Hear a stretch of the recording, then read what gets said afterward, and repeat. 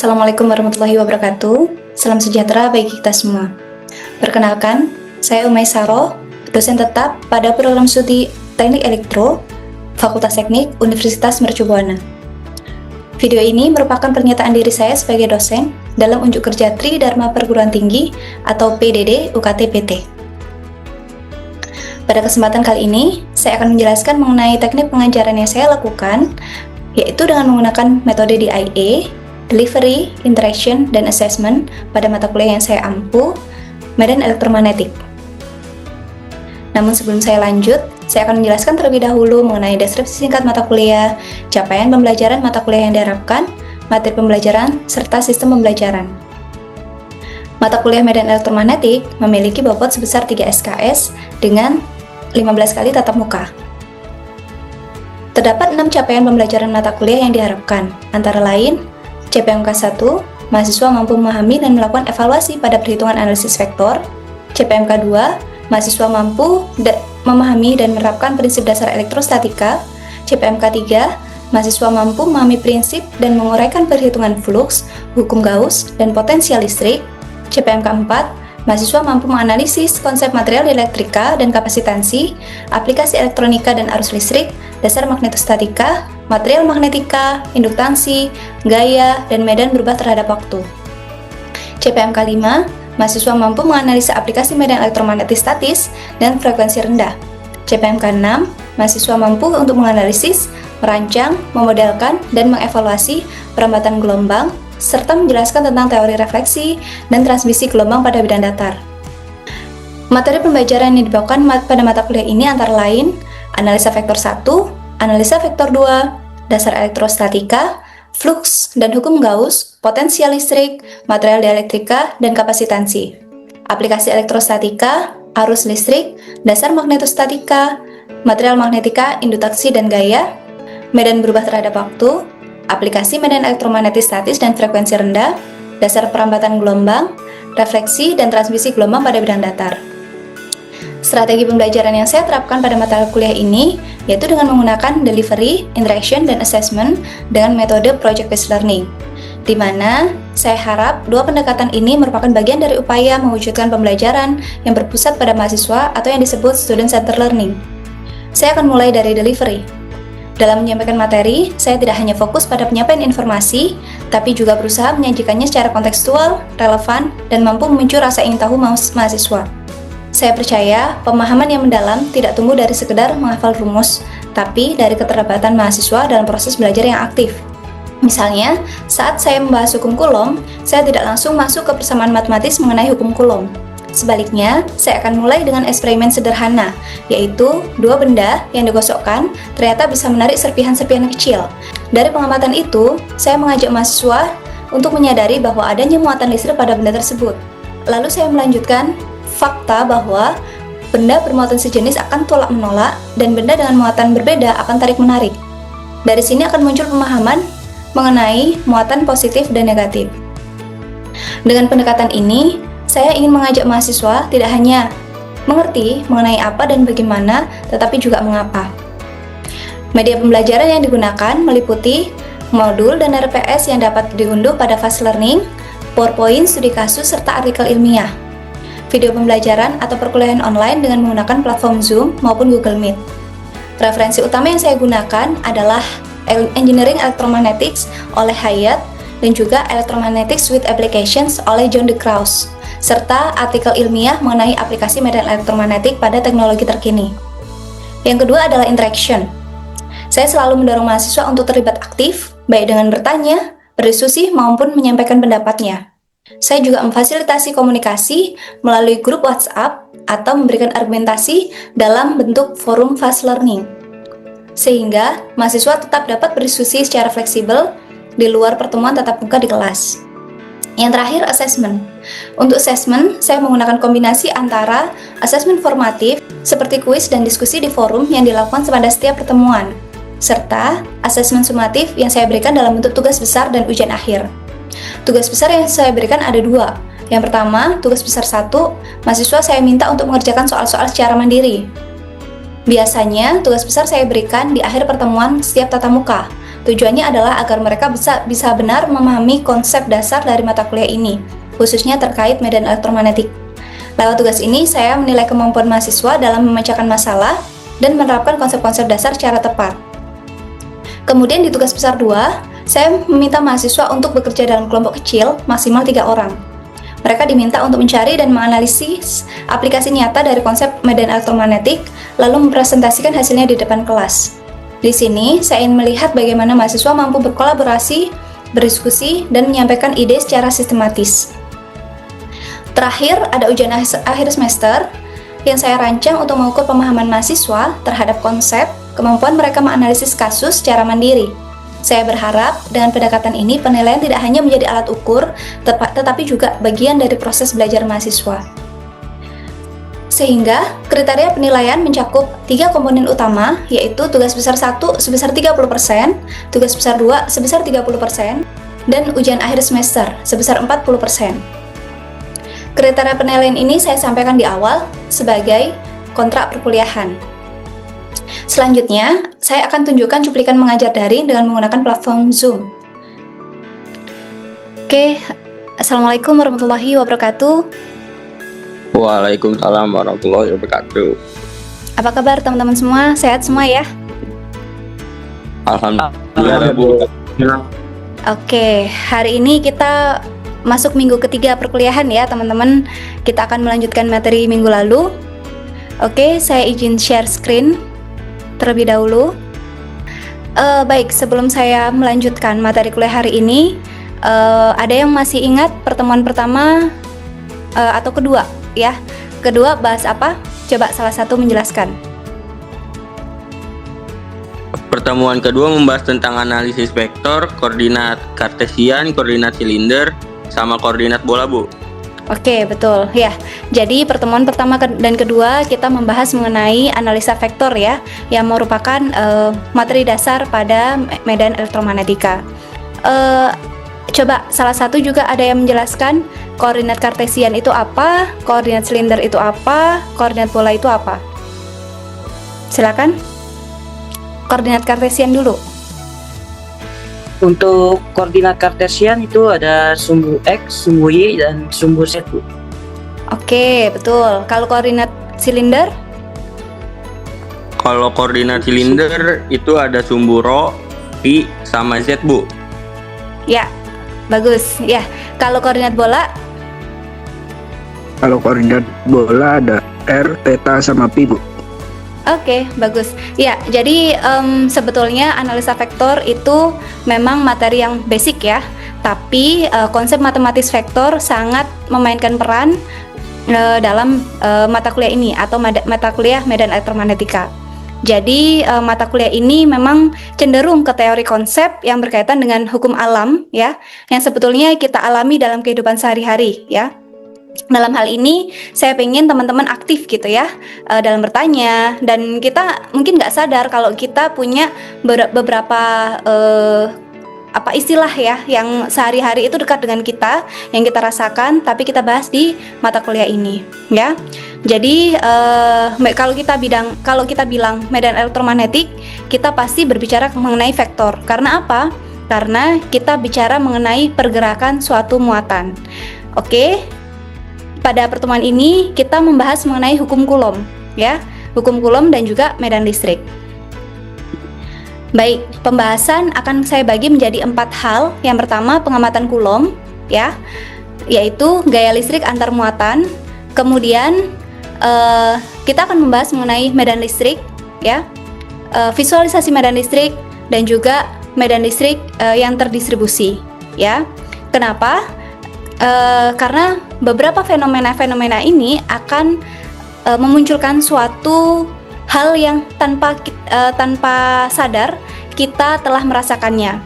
Contohnya, ketika teman-teman kan sering ya, kalau misalnya lagi happy sama teman-teman atau lagi biasanya hiking. Ada yang pernah hiking? Pernah, Bu. Oke, atau lagi merayakan tahun baru gitu ya, atau membakar kembang api.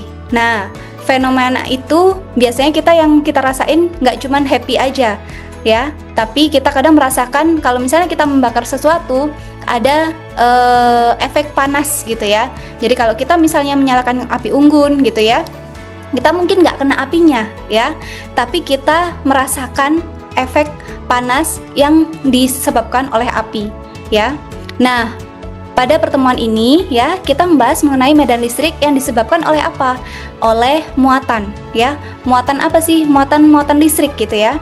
Nah, kalau misalnya teman-teman ini kan sudah, saya yakin ya, ini sudah pada kerja gitu ya, dan sudah kuliah, bedalah pola pikirnya dengan teman-teman SMA gitu. Kalau sekarang kita membahas mengenai konsep gitu ya. Jadi kita akan membahas secara nyata visualisasi mengenai medan listrik itu sendiri ya. Nah, pengamatan awal ya, itu teman-teman mungkin pernah nih ya, secara iseng gitu, ada dua buah benda yang teman-teman gosokkan ya. Ternyata dua buah benda yang digosok-gosokkan itu memiliki sifat kelistrikan. Ditandai dengan apa? Ditandai dengan kemampuan benda itu untuk saling tarik-menarik ya, atau bisa menarik benda-benda kecil atau serpihan-serpihan kayak kertas gitu ya. Dan benda yang kita gosok-gosokkan ternyata mampu mengeluarkan muatan-muatan listrik ya. Nah, pengamatan selanjutnya ternyata bahwa dalam kondisi itu kelistrikan ini nggak hanya bisa menarik benda-benda kecil, tapi juga dia punya sifat tolak-menolak ya. Nah, dari hal ini kita bisa mengklasifikasikan gitu ya, bahwa ada benda yang punya muatan positif dan negatif, di mana benda bermuatan positif itu benda yang sama ya, muatannya sama-sama positif, itu akan saling tolak-menolak. Namun benda yang bermuatan berbeda itu saling tarik-menarik ya. Nah, fenomena ini tuh penemuan yang luar biasa ya, dan ini nggak ditemukan baru-baru ini. Ini udah ditemukan beberapa ratus tahun yang lalu gitu ya, beberapa abad yang lalu. Nah, ternyata ini yang mendasari pengamatan yang dilakukan oleh Coulomb ya. Jadi insinyur itu keren banget ya. Kalian kan calon-calon insinyur, kalian itu keren mengamati sesuatu fisik ya, yang tanpa kita sadari itu adalah suatu dasar untuk kita membuat aplikasi tertentu gitu ya. Nah, si Coulomb ini ya, dia itu insinyur yang keren ya. Jadi dia dengan rajin gitu ya melakukan riset atau penelitian ya. Ya, hebatnya seorang ilmuwan kita bisa lihat di sini ya. Jadi teman-teman nanti akan melakukan atau mengerjakan tugas akhir sama kayak Coulomb ya. Dia juga melakukan pengamatan ya terhadap suatu muatan ya. Coulomb ini melakukan pengamatan secara kuantitatif dengan mengukur besar gaya yang bekerja pada muatan ya. Jadi muatan itu seperti yang saya sampaikan, muatan itu tidak diam, dia bergerak. Oleh karena itu kita perlu belajar dasar mengenai analisa vektor. Karena apa? Muatan yang bergerak itu pasti mempunyai arah, ya kan? Nggak hanya nilai, ya. Nah, pada pengamatan yang dilakukan Coulomb ini, dia menggunakan dua buah muatan, yaitu Q1 dan Q2 yang terpisah satu sama lain sejauh R, gitu ya. Nah, dia melakukan 3 pengamatan. Yang pertama, dia mencoba memvariasikan ketika Q1 dan Q2 itu adalah konstan atau nilainya sama, yaitu 2 Coulomb ya. Dan jarak antara kedua muatan atau R itu adalah 1 meter ya, itu atau konstan. Maka didapat ketika Q1 adalah sama dengan 1 Coulomb, maka gaya yang bekerja adalah F sama dengan 2 Newton. Ketika Q1 atau sama dengan Q2 adalah 2 Coulomb, gaya yang bekerja adalah 4 Newton. Ketika Q1 sama dengan 4 Coulomb, gaya yang bekerja adalah 8 Newton.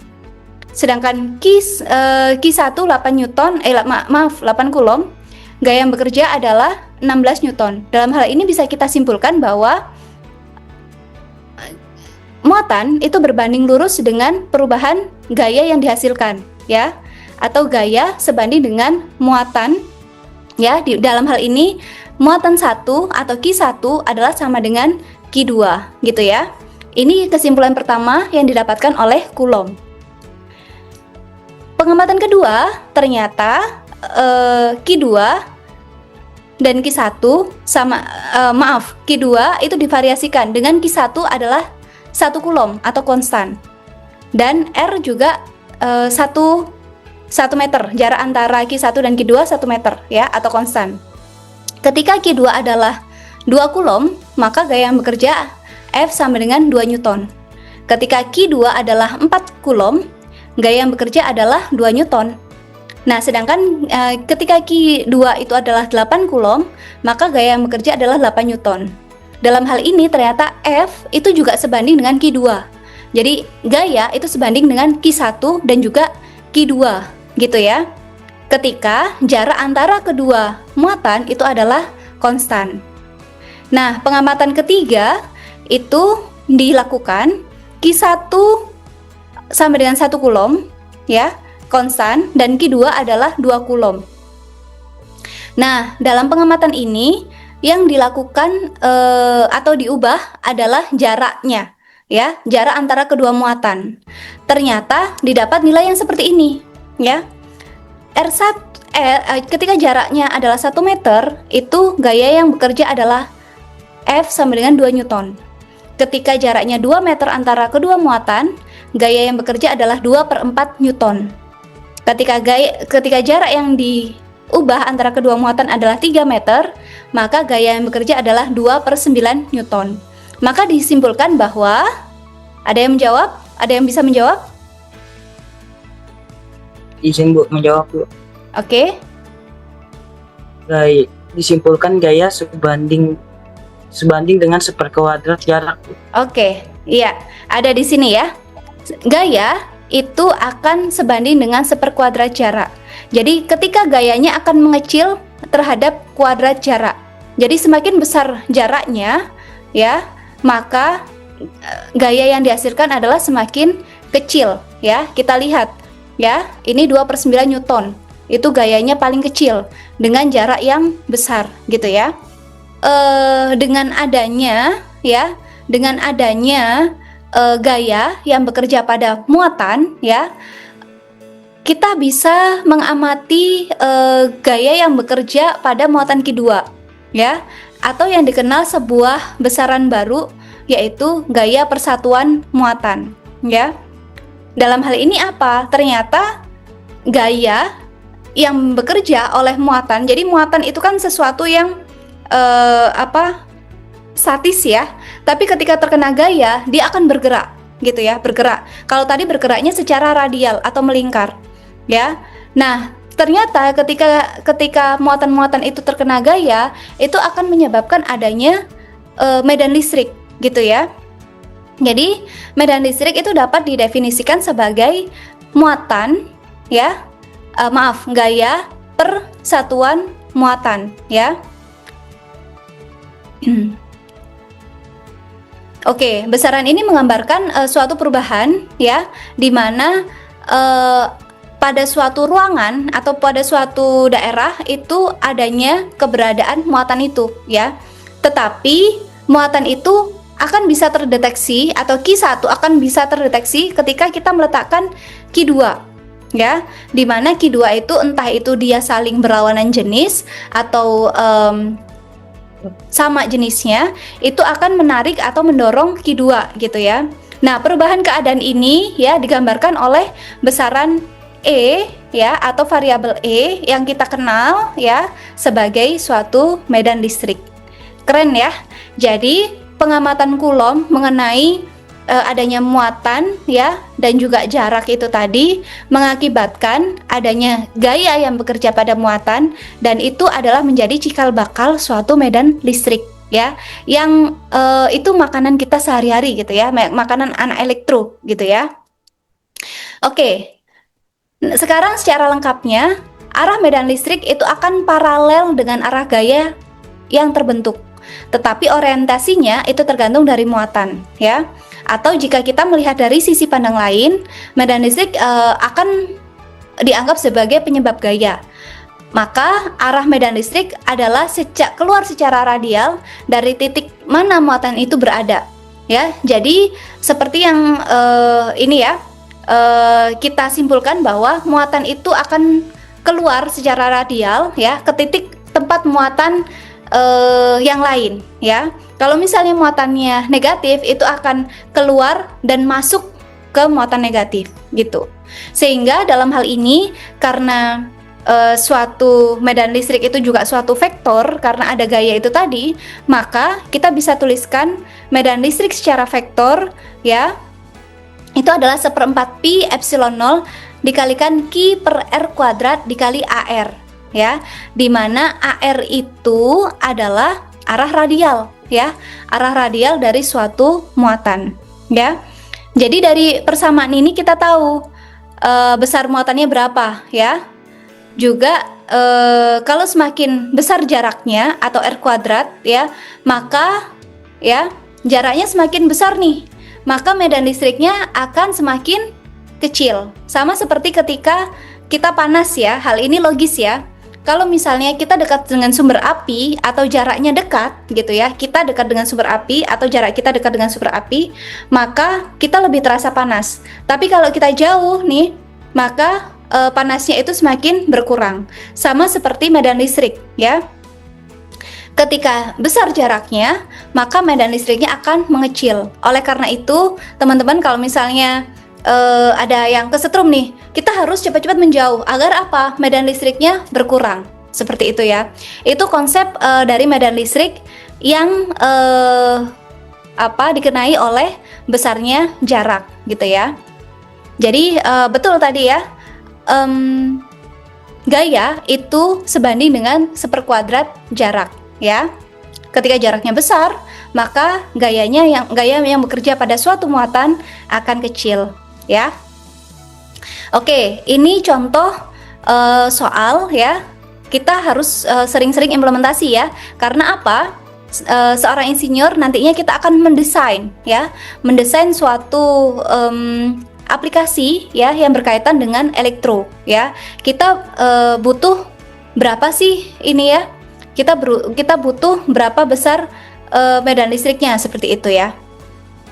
Jadi contohnya ini diberikan suatu muatan dengan Q sebesar 10⁻⁶ Coulomb di titik asal. Tentukanlah medan listrik di titik-titik yang disediakan gitu ya. Nah, kita bisa menggunakan persamaan R itu adalah RP atau titik pusat min 0 gitu ya. Dalam hal ini semua Q1 atau Q2 itu adalah sama-sama 1 Coulomb gitu ya. Sama-sama 10⁻⁶ Coulomb gitu ya. Maka 10⁻⁶ sama dengan 0,1 miliampere ya. Sama dengan 1 mili Coulomb gitu ya. Nah, ini sudah ada beberapa titik ya. Nah, dalam hal ini kita bisa menghitung nih besar masing-masing medan listrik ya dari masing-masing titik ya. P1 berarti dari P1 ke titik pusat. P2 juga begitu, dari P2 ke titik pusat. P3 juga dari P3 ke titik pusat ya. Sehingga kita dapat nih masing-masing di titik AX, AY dan AZ ya, maupun sampai ke P6 gitu ya. Jadi ini nilai untuk masing-masing medan listriknya ya. Oke. Nah, ternyata nilai besarnya E itu berbanding terbalik dengan R kuadrat. Jadi sama ya dengan gaya tadi ya. E juga berbanding lurus dengan gaya, maka semakin menjauhi dari muatan, maka medan listrik juga semakin turun ya. Jadi medan listrik akan semakin kecil ketika jaraknya semakin jauh ya. Kalian harus familiar ya cara membaca grafik seperti ini gitu ya. Nah, sehingga medan listrik yang ada di titik P akibat muatan di Q itu kita bisa hitung secara sebagai persamaan berikut gitu ya. E sama dengan 1/4 pi epsilon 0 dikalikan Q dikali mutlak ya, nilai magnitudo dari R per R aksen kuadrat dikalikan faktorial dari nilai ini gitu ya. Jadi itu yang saya jelaskan mengenai medan listrik dan hukum Coulomb ya. Oke. Ada pertanyaan teman-teman? Silakan.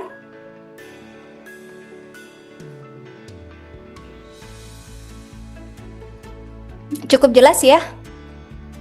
Cukup Bu, cukup jelas Bu. Oke. Jelas, Bu. Ada yang bisa memberikan kesimpulan? Satu orang saja. Saya, Bu. Ya, silakan Mas Septian. Menurut saya kesimpulannya adalah medan listrik terjadi karena adanya gaya yang dibangkitkan oleh muatan, Bu. Oke. Satu lagi? Ada yang mau memberikan kesimpulan?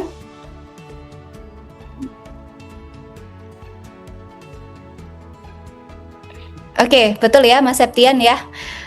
Iya, jadi tadi ya ada dua hal ya besaran yang kita sudah ketahui. Yang satu adalah vektor dari gaya dan juga vektor dari medan listrik, di mana keduanya ternyata sama-sama sebanding lurus dengan seperkuadrat jarak ya. Artinya apa? Artinya ketika jaraknya semakin jauh, maka nilai medan listriknya itu akan semakin kecil gitu ya. Oke. Agar teman-teman berlatih ya untuk pertemuan hari ini gitu ya. Ini ada penugasan ya untuk mata kuliah kita ya. Ada 3 soal ya, silakan dicoba. Kita nanti bisa berdiskusi ya di luar perkuliahan, bisa di fast learning ya, ataupun teman-teman mau berdiskusi di grup WhatsApp. Oke, kalau nggak ada pertanyaan, saya cukupkan pertemuan pada hari ini ya. Terima kasih semuanya. Mohon maaf kalau ada salah kata. Saya akhiri. Assalamualaikum warahmatullahi wabarakatuh. Sekian video pembelajaran dalam mata kuliah Medan Elektromagnetik pada program studi Teknik Elektro Universitas Mercubuana. Video ini digunakan sebagai salah satu syarat penyusunan dokumen pernyataan diri dosen dalam unjuk kerja Tridharma Perguruan Tinggi atau PDD UKT PT. Wassalamualaikum warahmatullahi wabarakatuh.